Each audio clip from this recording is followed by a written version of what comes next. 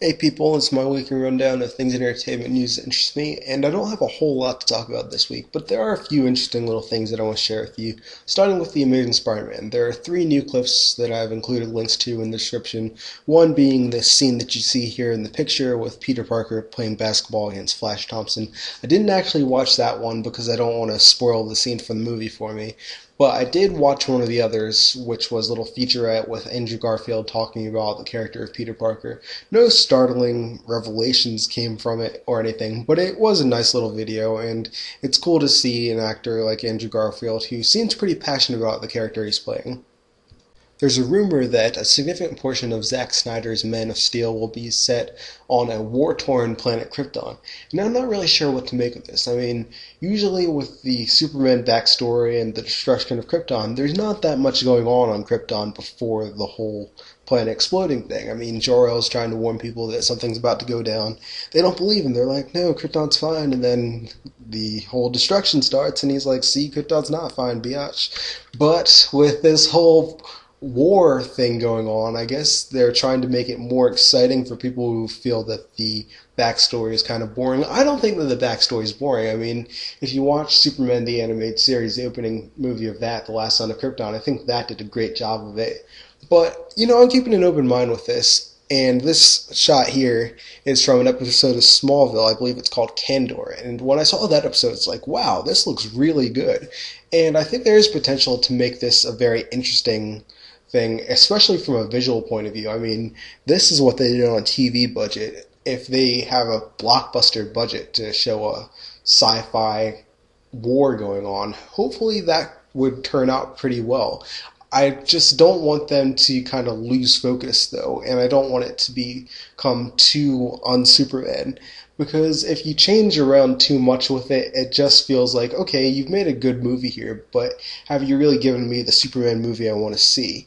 And I've heard rumors before that Superman might be like Kryptonian royalty or something like that. I don't know. But I am a little bit uneasy about this movie right now.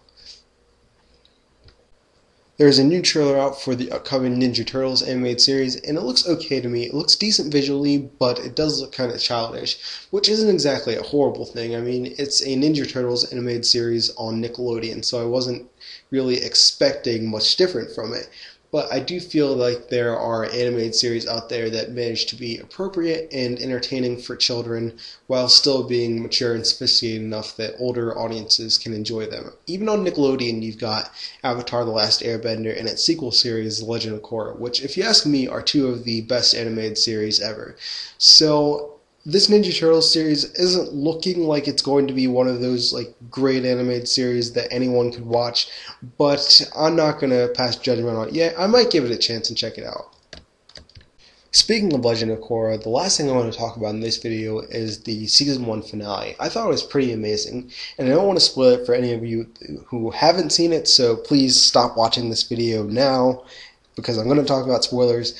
So anyway, to get into this, I was pretty shocked by the revelation of Amon and Tarlok's backstory. I didn't expect them to be brothers. I just never really questioned Amon's backstory, that he actually told everyone that Firebender killed his family and all that. I just trusted that, because it's like, okay, people want to figure out some kind of story. They want it to be more interesting than it really is. Like, I was hearing theories that Amon might be Boomy or something, or since Aang is the only one who's ever been shown to take somebody's bending away, it might be Aang by some crazy twist. I was like, okay, people, chill. His name is Amon. He's just some guy. But yeah, I think that connection between them, and both of them being Yakon's son and starting out as these very good kids and just being corrupted by this very evil person, it adds such a layer of tragedy to the season, and their stories are so much more interesting now with this whole thing revealed. And the scene with them riding away on the boat was very emotional, and I was surprised at what they did with that. Very dark for Tarlok to shock that gas tank and basically commit suicide and kill Amon, presumably. We don't know that they're dead for a fact, but, that's what you can assume by what you saw there. And it's really, again, very tragic ending to this story of these two brothers, because Amon, just whose name is Noatak, I believe, wants to go back to when they were close and when things were good. And I think both of them realize that that can't happen. The scars that their father has left, they can't be healed, and things can never really go back. They can't undo what they've done and the people they've become. So, wow, very emotional. I applaud the writers and the series creators for that, because I was not expecting that level of sophistication to either of those characters. And then you got all the stuff that goes on with Korra in this episode. Her bending getting taken was a shocker to me, and I thought it would actually stick because of the way that this series has been going. I thought, wow, this is their plot twist. So I was relieved when she got her bending back, definitely.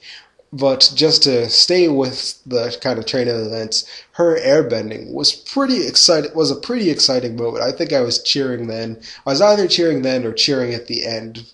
But that was pretty exciting. And then when Katara comes, it's like, okay, well, no, I can't heal her. Even though I was kind of thinking, well, wait a second. Bloodbending is a part of waterbending. It's a kind of subset of that. So waterbending should be able to fix that. But I guess it can't. I guess some things, once they're broken, can't be fixed other than by like mystical methods that the Avatar can do.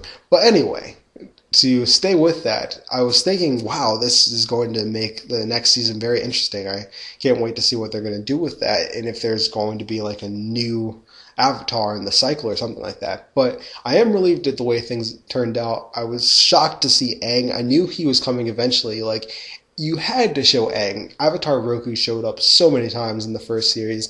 Aang's got to show up at least once in this one. So I was very excited to see him when he came, and then he gives back her bending, which is also very exciting.